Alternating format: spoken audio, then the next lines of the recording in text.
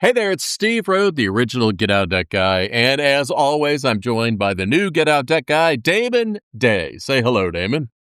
Hello, Steve. I'm going to get right to this because I always forget or almost forget that during this conversation, if anyone wants to get in touch with you, they should go to damonday.com, DAMONDAY.com. And I think it's very important to mention that because this conversation today is going to touch a lot of people. And I was thinking about what is a good title for this episode, and probably Divorce and Dirty Debt about sums it up, because divorce isn't just about the end of a relationship. It's often the start of a financial unraveling. The heartbreak is bad enough. The emotions suck. But when money and debt are tied into the split, the fallout can feel endless and be completely destructive. Here's the brutal truth. One household with one income becomes two households with the same income, but twice the expenses. That same paycheck now has to cover two roofs, two refrigerators, two sets of utility bills. And the math just doesn't math. If there's already debt in the picture, it becomes a slow motion collapse. And with blended families, the strain multiplies. What once barely held together under one roof now tears apart into two lives that neither side can really afford. So it's not just about money, it's about survival. And today, Damon and I are going to talk about the tragic reality of debt and divorce. And most importantly, we're going to give you a path forward. Damon, I think that really does a good job summing up the overall picture that divorce really destroys financial lives. Chat GPT is amazing. Well, I mean, that's based on my experience over the years. How about yours? Yeah. Well, just the inside joke. Steve used Chat GPT to get the intro, maybe. So that's why it was amazing, because it's very good. I could not have said it better myself. But well, I mean, I plug in all my thoughts, and then I let it put the words together for me. But none of that is, artificial. That is absolutely what I've seen in my 30 or 40 years in helping people.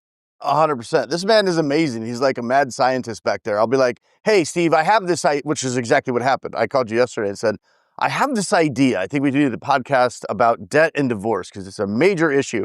And I think 5 minutes later, the intro was in my text inbox like, what about this? I'm like, yes, I like it. That's good.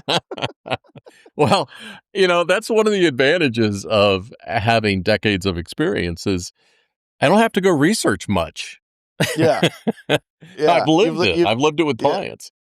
Yeah. And the reason I wanted to do this topic, and I thought it was a good topic to cover, is because it's so real and raw for millions of people. And I deal with it every day with clients. A lot of my clients post-divorce, a lot of my clients pre-divorce, they're talking about it. Maybe they're thinking about reconciliation. And some of my clients in the middle of the divorce. And that gets really interesting and tricky to manage sometimes. But yeah, debt is one, debt and money issues, which, come along with debt, is one of the major drivers of divorce in this country, for sure. Yeah, it is. It's the number one underlying reason why people get divorced. And, you think about, no, maybe it's infidelity. Yeah, but you know what? There's more people get divorced because of financial infidelity. Yeah. than cheating. And one thing that we talked about was it's been both of our experiences that it seems like almost every divorce is contested and nasty and angry and stuff. So actually, one thing I was curious about this morning before we did this was how many divorces are actually uncontested, right? People come to an agreement. Yeah. So the number is a lot higher than I ever imagined. Oh. Probably you too. 81.6% of divorces were resolved by mutual agreement. Wow. That is much higher than I would have guessed. Yes. Now here's part two. Uh-oh. Here's the but. Yeah. 30% of those wind up in a post-judgment motion level and going back to court. Oh, okay. So the intent was there. Yeah. Yeah. He had the right to remain silent, but he did not have the ability. No. Now, That's a Ron White joke. it's been my experience that divorce gets complicated. The money itself, the math itself is hard enough. But the divorces that I have witnessed, people that I know that have been divorced, I've never been divorced, so I can't feel, felt, found that thing. But you have to fake it till you make it. Yeah. Well, I'm gonna fake staying married. It's probably a good idea. I really like Pam. Yeah, it's like 43 years, something like that. But the thing that I have observed is the process of getting divorced is bad enough, but it's the damn emotions that lead to people making financial mistakes that just destroy them. Let me give you an example. This one is going to be where the guy pulled the plug and the wife really didn't have a clue about it. But, and I don't want this to sound sexist at all. I've got plenty of examples that go the other way. Yeah. But the wife didn't want to get divorced because she didn't want to leave the home, the neighborhood, where the kids were going to school and all that stuff. And so what ended up happening was the divorce went through. The husband had more money for, more attorneys, and it got pushed through. And the wife stayed in that house because she felt she was entitled to be there. And you can guess how it all ended. Yeah. She lost the house, she lost the neighborhood, she lost everything else. So it almost never ends well because both parties are not going to feel like it's either fair or reasonable or, a divorce that I just witnessed people going through, fought it till the bitter end. In fact, one party fought it so long that his attorney just ended up calling, this is the end. This is as far as this is going to go because he ran out of money. Isn't that funny how it always works with attorneys, right? Yeah. We can take it as far as you want. And as you want is as long as you can pay me. That's as far as you want. Yeah, that's... It ends here. Sorry. Another thing was the cost of divorce for a contested case, a simple contested case. It's about $15,000 a person.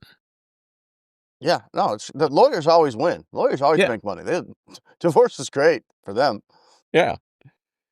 So, what was the number one burning thing that you wanted to talk about before I launch into my list? Well, I haven't seen or heard your list, but the main thing I wanted to talk about is the relationship with debt and essentially how, debt and divorce together, where here's how I look at it.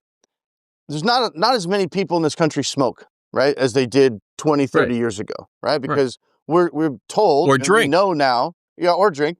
But smoking, because you can see that, right? There's just you don't see people out there smoking as much anymore. Why? Because we know for sure that it dramatically increases the likelihood that you're going to die early of cancer, right? Doesn't mean you're guaranteed to die early, right? So, but we know it's a much higher chance. Carrying debt in a relationship, we know some much higher chance is going to lead to divorce. That's a fact. Carrying debt and having money issues, you're more likely to get divorced, more likely to have the kids have a broken home, and it is going to dramatically alter the course of your life, your spouse's life, and your kid's life. So knowing that, it's just like if you're smoking and you find out I could die early, I know it's going to be hard, but I really need to quit this. Same with debt. It's going to be hard, and there will be some sacrifices you're going to have to make, but carrying the debt also has very large and long impacting sacrifices and effects on you, your family, and your kids. So no matter what you do, if you have debt, you're going to have to sacrifice, even if you say with it.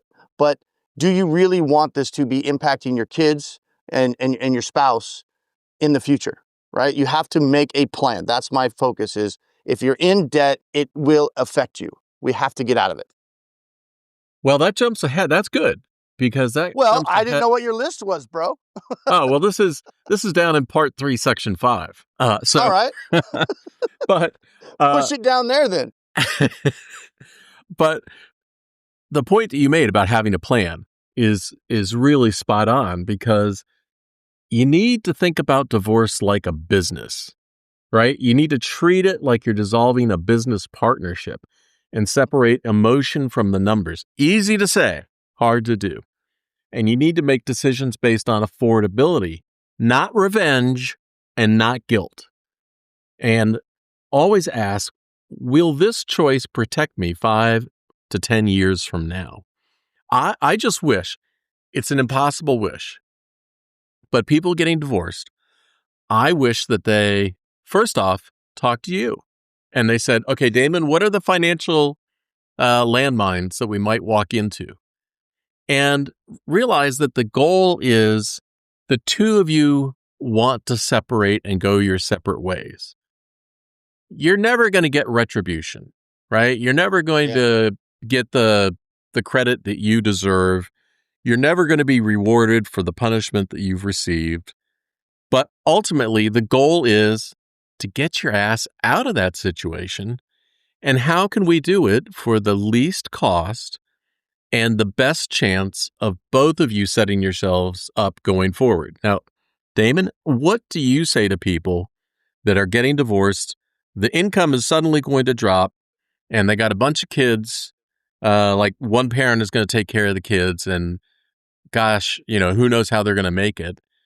So what do you say to them when they say, well, I'm the victim here? Well, when you get into situations like this, you mentioned it in the very beginning, where you've got, essentially one income now having to support two households. Yep. And the reality is, especially if there's already debt in the picture, which there usually is, which is one of the reasons for the divorce in the first place, there is no good financial path forward without making some major changes where maybe the spouse that has been raising the kids all of a sudden finds themselves in a situation where they're going to have to work. They're going to have to get a job. Yeah. And then you have the whole, well, what about the kids? Do we have family that can take care of the kids? Are they old enough to be in school during those hours? Are we going to have to pay for childcare? So obviously every situation is unique and different. I mean, Right. It's very different if you're talking about somebody where, the household income was $500,000 versus a pending divorce where the household income is $80,000. Right. Those are two very different realities where the higher income earners is it even though they may think in the moment like, oh my gosh, there's no way we can afford two households. Where there's just no way you can afford two households within the lifestyle that you've been accustomed to. Right. Right. But there's a lot of people that say, hey, give me $500,000 and we can take care of two households, no problem. It's just in a different way. So it's hard to answer that question of what I would say to them because it would depend on their specific circumstances. But you are right. Both sides are going to feel like they got slighted in the divorce. It's very rare that both of them come out feeling great, right? Usually they both come out feeling miserable about how everything was turned out because both sides usually have justified or feel like they're the victim in it, right or wrong. Yeah, I remember a set of clients, a husband and wife, and they were having their issues, sure, and they were going along, and I heard from the wife later. She said, I was trying to help the situation, and one thing that he really wanted was a new car. I don't know, it was a sports car. It was a muscle car. And so I decided, well, if we do this, he's really going to be happy. And so I put up my car as collateral for his new one. And she said, the last time I saw him is as he drove off the lot. I think I have heard that story before. Yeah. Or Yeah. or the couple where one person said to the other one, I got a much better idea. We should consolidate all of our credit card debt on your card. So if you can do a balance transfer all into your card, it'll be better. And one spouse did, and then the next day the other spouse left. Yeah. Yeah, divorce can get really nasty, and there's definitely all kinds of situations. But if you're, I prefer to catch these issues before they're in the middle of the divorce or post divorce, if possible. Sometimes Well, you yeah. can't, but I think that if you do, I think that if a couple talks to you and they work through these financial issues, I feel very strongly that it will not end in divorce. and it always could, right? Because sometimes the money issues aren't the only issues going on, Right. but we know it's a big part of it, right? I mean, if you stop smoking, you could still die of cancer. But Yeah. it definitely increases the likelihood that you won't, right? So the way I look at, the big one I get, and I understand it a lot, but what I see every day is this big loyalty to repay the debt. And I'm not saying that's the wrong attitude. I'm not saying that. I'm not Right. saying that's wrong. No, I know But I where you're see it going. every day. And what I think is not necessarily wrong, but maybe misguided or maybe should be reconsidered is that loyalty to repay the debt among, over all else, right? That loyalty to pay this debt back at the sacrifice of Yeah. my spouse, of my marriage, of my kids' future. Yeah, that's the most important thing in your life, right? That's the way people Ex- think. Exactly. So again, I'm not saying you should never repay back your debt. That's not what I'm saying. What I am saying is if you have debt today, right now, you need to sit down, figure it out, and come up with a plan to get rid of that debt. Because what I will tell you for sure, if you don't, and I don't care what that plan is. I don't care if you're looking at bankruptcy, debt settlement, credit counseling, Dave Ramsey's, financial, peace, baby steps. I don't, as Steve calls it, tiny feet. I don't care what your plan is, but you need to make a plan to attack that. That debt is the cancer.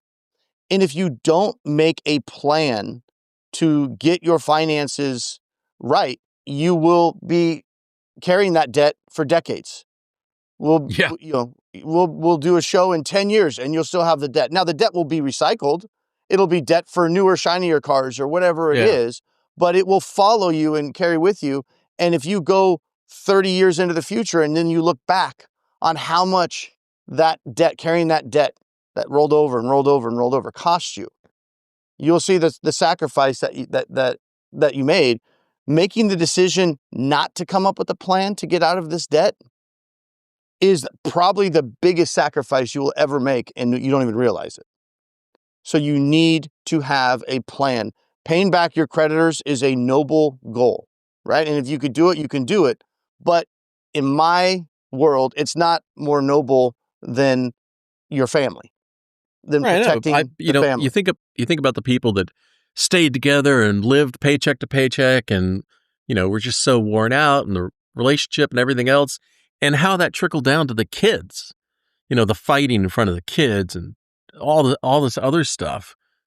It's so easy for each of us to think about our own emotional interests. But if divorce is going to be where you're headed, I agree with you 1,000%. Deal with the debt first, because that way it'll make the divorce so much easier. Yeah, and especially if you have kids, and because again, the money is not the only reason for a divorce. It could be part of the reason. It might not be a reason at all, but Yeah. but it's just not going to work out. The less messy the divorce can be, the more you guys can stay on amicable terms, Yeah. the better for the kids.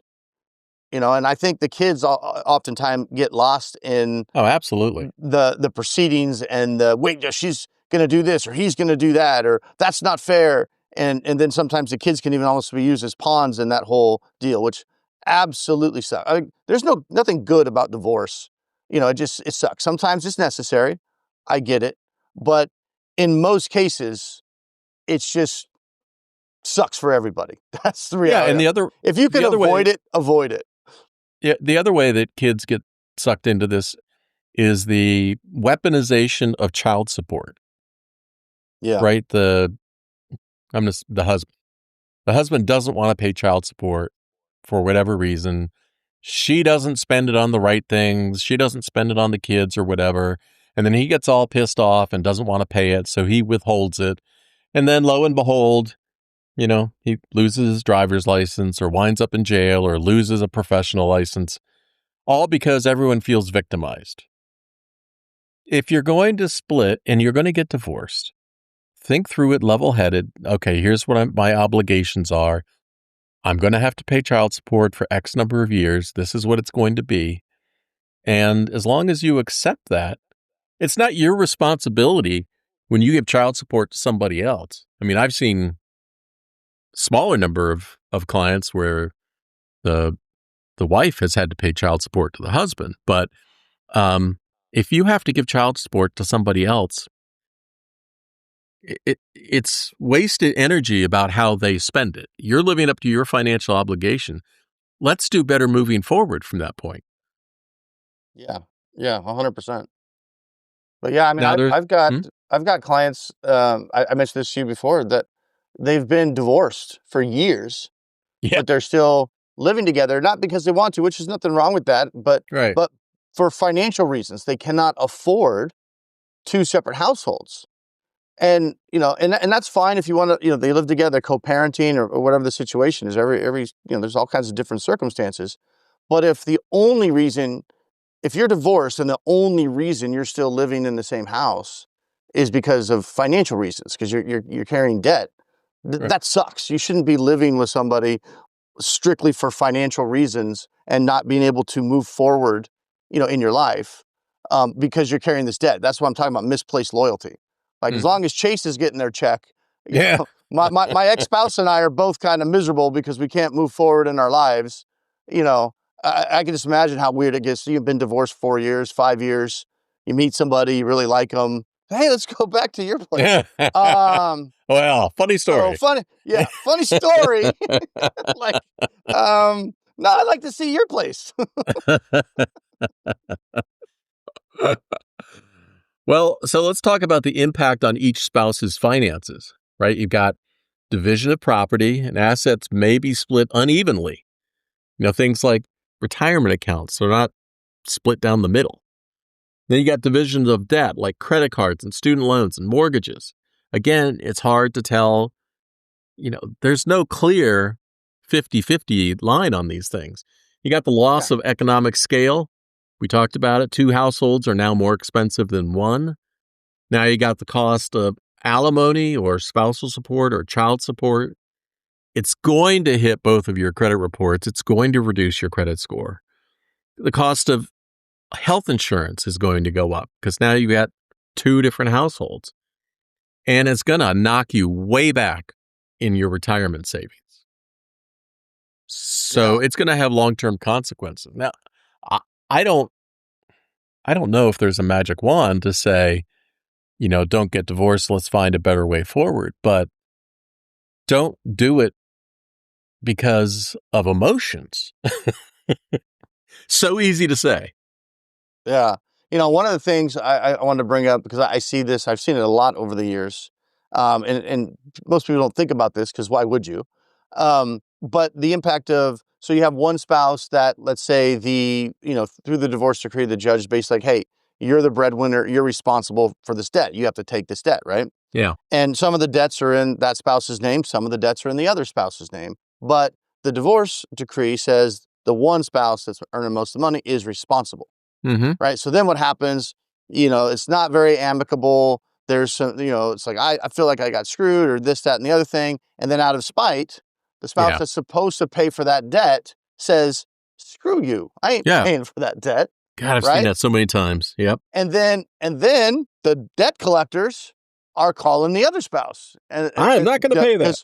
Yeah, it's in that spouse's name. And they're like, oh, no, I don't have to pay that. My ex is supposed to pay that. And the collector goes, oh, no, you have to pay that.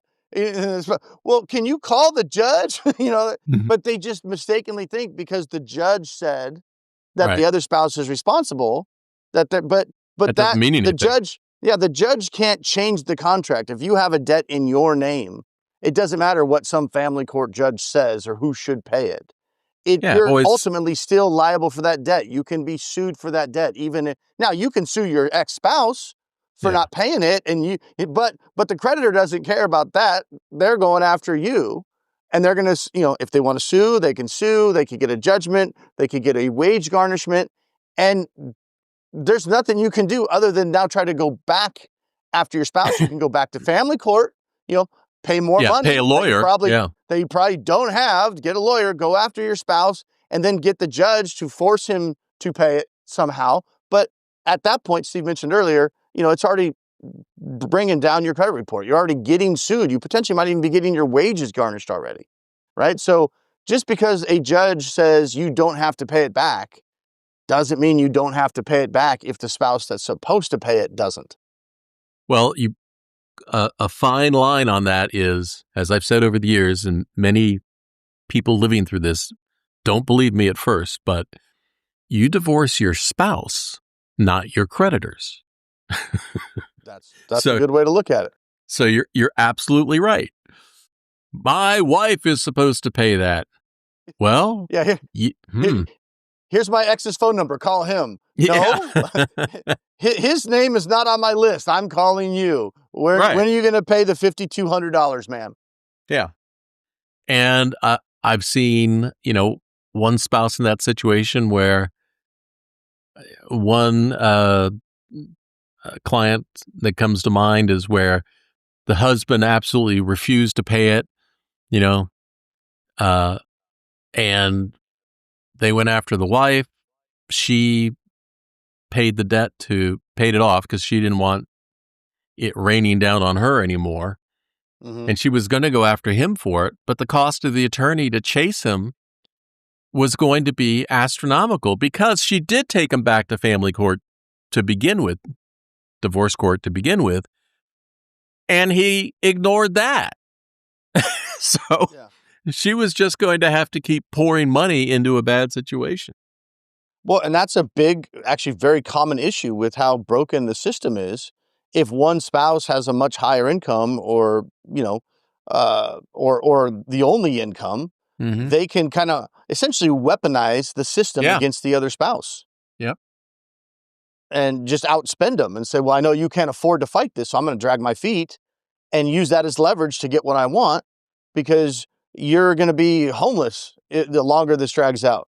Right. I mean, the whole thing just really, really sucks. Did I mention divorce sucks? Like try to avoid it.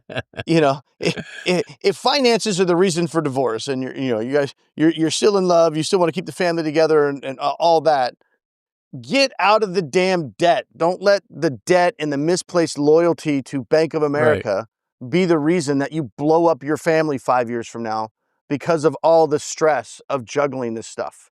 Life is hard enough. Don't make it harder by carrying the debt. If you get rid of that, you can focus on the important stuff. My pest exterminator told me last year that he absolutely hates his wife. He's hated her for years, but he can't afford to get divorced. Which, now you're just living in it and you're angry and you're hurt and everything else. It'd just be so much better if you could just both say, this isn't working. Let's come up with a plan. Yeah. And that plan can be to deal with the debt ahead of time. I mean, imagine if you're drowning in debt, you're living paycheck to paycheck. You don't want to disappoint Chase or Citibank or anybody else. But imagine if you went to Damon and he came up with a plan and he helped you to realize, hey, look, here's how we can move forward. And you decide to do it. And now all of a sudden the financial pressure is off. And you decide, well, maybe this is worth, saving. Yeah. I have clients that, they're in reconciliation. They're still kind of, figuring it out. They're considering it. We're working through the financial stuff and both, so they're not pushing forward through the divorce. Right. And they're like, well, Yeah. you know what? If we can get this done, then we can focus on some of these other issues that we feel like we have, but we might be able to work through those. This will be one less thing that we, have this tension because of. And it's always, a saver marries a spender kind of thing, right? Right. And nothing drives the saver crazier than the spender spending. Yeah. But And nothing savers drives the attract spender. spenders. Yeah, and nothing drives the spender crazier than the penny pinch and saver. So Right. there's tension there. But again, that too, you get together, you can figure that out, make a plan for that, and then the other stuff, that'll leave room in your life to work through the other stuff and have happiness. You only get one life. Going through it miserable sucks. Yeah. Like you want to enjoy your life. You want to be old and look back on your life with like joy. That was fun. You don't want to be like, Mhm. I made it to 80. I don't know how. It's such a miserable ass life that I lived. Yeah, on your deathbed, you're going to be saying, "Oh, thank God I made that last Chase payment." Yeah, no, you'll be thinking about, I haven't, heard from my, son in 5 years because Right. it feels like I screwed up his childhood, and, we got a divorce when he was 7, and da-da-da-da. It's just, it sucks. I understand the desire to want to pay the debt, and I'm not saying you shouldn't pay it in full if you can and you have a plan to do so. That's fine, but it should not be the thing that trumps everything else, which is the one kind of thing that I disagree with when it comes to the whole, financial piece, and where Dave, and it's fine. It's Dave's strategy, and it works great for some people. But I don't like the idea of, no matter what, the creditors are the most important thing. No, it And makes no everything sense. else must be sacrificed so the creditors can get paid in full. And sometimes that's fine, but other times that's not fine. And there needs to be options for people where it's like, no, that's not going to work for us. I'm not going to put my family through 5 more years of hell just so I can say I paid it in full, when there's other mechanisms where I can resolve it and then do better moving forward. It's not about beating you up for whatever happened, whatever the reason you're in debt. It is what it is. It's about, let's assess where you're at today. Let's do better moving forward. And let's come up with a plan to get you to where you want to go. Now, there have been plenty of, you mentioned smoking earlier. There are plenty of things that end in ing that I have seen lead to divorce, right? You got gambling, drinking, strippering. I'm not going to say the F word. Right. Effing, But if cheating. that's the first thing that popped into your head, we can be friends. Yeah, that's right. Cheating. There you go. That's probably better. Thanks. Yeah. Cheating. Yeah. Spending, all those things are very difficult to break up amicably about. And it's almost as impossible for you to try to get the spouse that has those issues to get treatment for them. But, Yeah. if you've got somebody that you want to get divorced from that has underlying issues, spending, gambling, cheating, all that stuff, addicting, all those things. If you make the debt vanish to begin with, you got so many options to find your peace. Yeah. Yeah. 100%. And again, that's not the only reason. There's a lot of ings out there. Yeah. But it's one of the big ones. And if you can get that out of the way, you can focus on working on the other ings. Well, and here's the other ironic thing is that you're in a bad relationship, divorce is on the horizon, you're stressed, you feel lost, alone, afraid, confused. And so what do a lot of people do in those situations? They turn to unconscious spending, a way to try to reduce the stress, which only amplifies the entire problem. Yeah. And I have a lot of clients where they're like, my spouse is not aware of this debt. Yeah. Right? And if they find out, we're going to get a divorce. So Yeah. there's that side of it too. Well, then there's the other side where that's common. you had client once where one spouse wouldn't stop buying $10,000 purses. Yeah. Right. And so when that money train dried up, she was out. Well, I don't even know if that money train ever dried up, because I was the one trying to say, hey, we can't be continually doing this. And so I was persona non grata in her mind. Like, she didn't want to talk to me. That's the guy saying bad things that I don't want to hear. And so ultimately, I told the husband, that, hey, look, I can't help you with your creditors and help you work out deals, because he needed to work out some deals. He could not afford this debt. But I Yeah. said, I can't do that while your wife is still making very large, extravagant purchases On that on card. said cards that you want me to go hat in hand to the creditor and explain and argue for hardship and Yeah. needing a break. I'm like, that I can't do that. And so his choices were explain to his spouse that they had to tamp down their lifestyle or let me go. Well, Right. as you can imagine, she had attributes that I did not have, and he had to let me go. Oh, I don't think they're still together. I'm Eventually, This what? was a decade ago, so Yeah. I never heard from out, and I understood. I'm not going to make somebody choose between me and their spouse. I get it, like I get it, but yeah, it's just I'm not going to be able to help you until. And I never once had one conversation with his wife. She refused to get on the phone with me. I was like, Yeah. and I worked out for like 2 months. Like, it'd be great if you guys could just come, get on together. We could talk about it.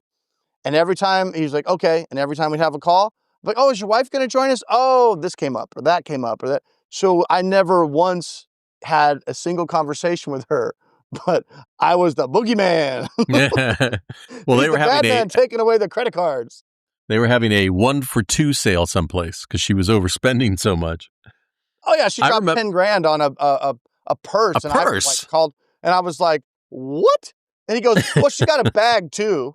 I'm like, oh, she got a purse and a bag for 10 grand. Oh, no, you clearly are in a financial hardship. Yeah, I your can look at creditor's that. gonna no problem. Yeah, yeah. So I'm good at what I do, but I'm not magic, right? There is a limit Right. to what I can do for you.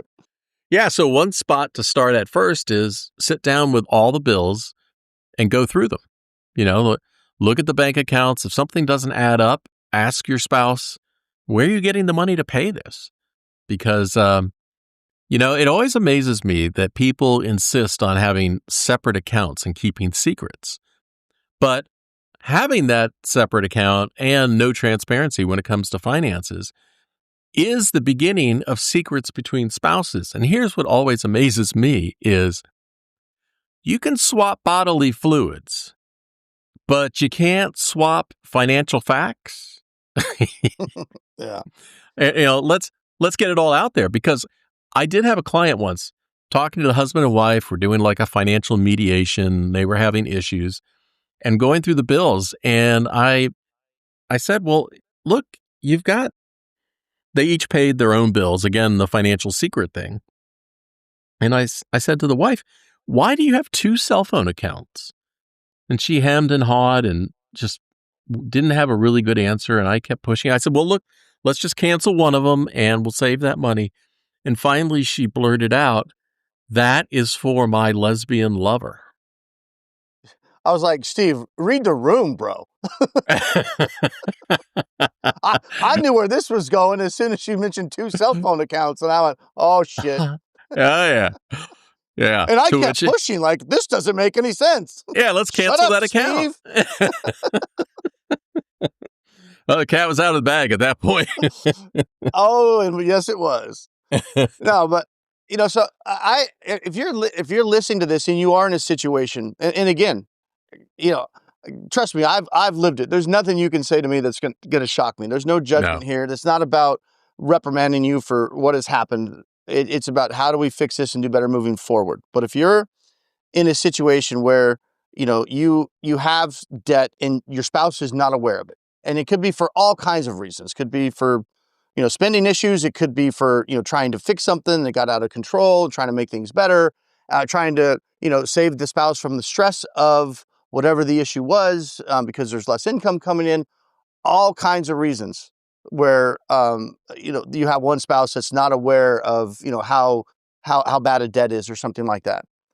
The one thing you want to do, because I get this a lot, is in most cases, my recommendation is going to be we have to let your spouse know what's going on in most cases, Yeah. because it's never going to work out where it's going to get fixed and they never find out about it.